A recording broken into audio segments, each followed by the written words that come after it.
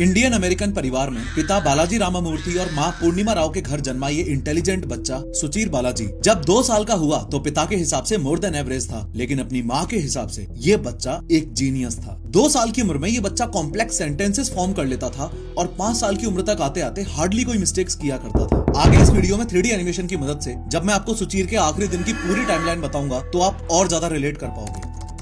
लेकिन फिलहाल ये समझो कि स्क्रैच नाम की विजुअल प्रोग्रामिंग लैंग्वेज का इस्तेमाल करके ये सुचीर बालाजी सिर्फ 11 साल की उम्र में ही कोडिंग करने लग गया था। सुचीर की मां जो खुद सॉफ्टवेयर इंजीनियर रह चुकी हैं, उनसे सुचीर बालाजी ने ओपन एआई को फुल टाइम ज्वाइन कर लिया। 2 साल तक सब कुछ एकदम ठीक चला। सुचीर और ओपन एआई का विजन आपस में मैच करता था और इन दोनों ही सालों में ये हाईली इंटेलिजेंट लड़का ओपन एआई में एक हाईली वैल्यूएबल एम्प्लॉय के रूप में उभर कर आ रहा था। इनफैक्ट ओपन एआई के को फाउंडर और फेमस कंप्यूटर साइंटिस्ट जिन्होंने खुद भी ओपन एआई को इसी साल अगस्त में छोड़ दिया, मिस्टर जॉन शुल्मन, वो भी सुचीर बालाजी की तारीफ करते हुए कहा करते थे कि सुचीर बहुत केयरफुली और रिगरसली डिटेल्स के बारे में सोचता है। बाकी लोगों की तरह वो ग्रुप थिंक से अलग ही सोचता है, यानी कि भीड़ चाल से हटकर सोचता है। ध्यान देना कि जॉन और सुचीर दोनों ने ही ओपन एआई को कुछ महीने पहले अगस्त 2024 में छोड़ दिया था। पर सुचीर उस दिन 26 नवंबर को सुचीर के अपार्टमेंट में क्या क्या हुआ था। लेकिन उससे पहले ये समझो कि कॉपीराइट इन्फ्रिंजमेंट और डेटा स्क्रैपिंग का आर्टिफिशियल इंटेलिजेंस कंपनीज के साथ क्या लेना देना है, और जितना आप अज्यूम करके बैठे हो उससे कहीं ज्यादा बड़ा मुद्दा ये क्यों है। देखो, जो चैट जीपीटी हम यूज करते हैं उसमें जीपीटी शब्द मेनली 3 शब्दों का शॉर्ट फॉर्म है, generative, pre trained, transformer. Generative का यहाँ पर मतलब है किसी भी चीज को क्रिएट करना, जैसे एक आर्टिस्ट पेंटिंग्स क्रिएट करता है, जैसे एक पोएट पोएम्स क्रिएट करता है, वैसे ही चैट जीपीटी वर्ड्स, सेंटेंसेस और कॉन्वर्सेशंस क्रिएट करता है। ट्रांसफॉर्मर को आप चैट जीपीटी के ब्रेन के रूप में समझो। ये वही सुपर स्मार्ट सिस्टम है जो एआई को ये फिगर आउट करने में हेल्प करता है कि जो जिनका डेटा चोरी हो रहा है वो खुद इन कंपनीज के खिलाफ भर भर के लॉ सूट्स फाइल कर रहे हैं। जैसे हाल ही में न्यूयॉर्क टाइम्स ने भी माइक्रोसॉफ्ट और ओपन एआई के खिलाफ केस किया था, क्योंकि ऐसा माना जाता है कि इन दोनों ही कंपनीज ने अपनी लार्ज लैंग्वेज मॉडल्स को ट्रेन करने के लिए